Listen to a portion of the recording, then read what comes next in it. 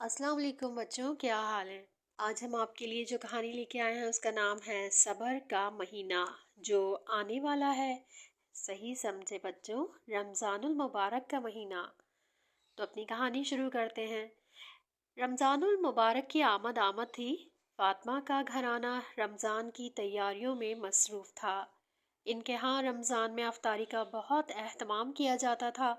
इस बार और ज़्यादा किया जाना था क्योंकि इस बार फातिमा की खाला आयशा अपनी दो बेटियों बीना और सबा के साथ लंदन से इनके घर आ रही थीं। फातिमा को सहरी के लिए जागना बहुत मुश्किल लगता था। इस बार रमज़ान के महीने में स्कूल की छुट्टियां भी थीं। सहरी के बाद नमाज पढ़कर जो सोती तो ज़ोहर से ज़रा पहले जागती। फिर थोड़ी देर बाद अम्मी से पूछती कि अफ्तारी में क्या बना रही हैं। इसकी वालदा जिन चीज़ों का नाम लेती तो मुंह बसोड़ लेती और अपनी पसंद की एक आध चीज़ ज़रूर बनवाती। इसकी अम्मी 3 बजे से ही अफ्तारी की तैयारियों में लग जाती। सहरी के लिए अलग सालन बनता, साथ में कुछ चीज़ें अफ्तारी के लिए और 2 किस्म के मशरूब तो ज़रूर ही बनते थे।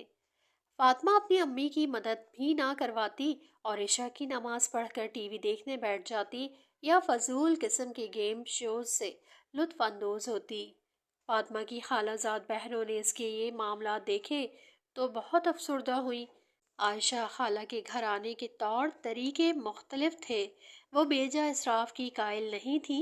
वो अफ्तारी में बस खजूर के साथ पानी पीकर अफ्तार करती और फिर नमाज मगरिब अदा करके खाना खा लेती और फिर तरावी की तैयारी करती। फजर के बाद आयशा खाला और इनकी बेटियां कुरान पाक की तिलावत करती, थोड़ी देर आराम करती, फिर कुरान पाक का तर्जुमा और तफसीर पढ़ती। हल्का फुल्का खाने की वजह से इबादत में सुस्ती और गिरानी महसूस नहीं होती थी। उन्होंने फातिमा को भी समझाया कि रमज़ान का महीना हमें सब्र का दर्स देता है, ना कि हिर्स का। जब हम सादा और कम खाना खाएंगे तभी हमें गरीब की मुश्किलों का एहसास होगा। फातिमा और इसकी वालदा बहुत शर्मिंदा हुई कि आयशा खाला ने गैर इस्लामी मुल्क में रहते हुए बीना और सबा की परवरिश इस्लामी असूलों के मुताबिक की है और वो इस्लामी मुल्क में रहते हुए भी इस्लाम की बुनियादी तालीमात से दूर हैं।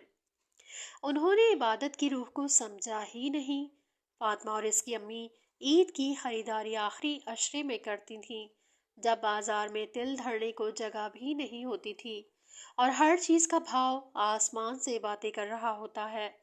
लेकिन इन्हें इन सब बातों की बिल्कुल परवाह नहीं थी। इस बार आयशा खाला ने इनको बाजार नहीं जाने दिया, बल्कि जो तहाइफ वो वहां से लाई थी इनसे कहा, तुम लोग ईद पर यही पहनना। मुकद्दस रातों को और इन कीमती लम्हात को बाजारों में ज़ाया करने की कोई ज़रूरत नहीं है।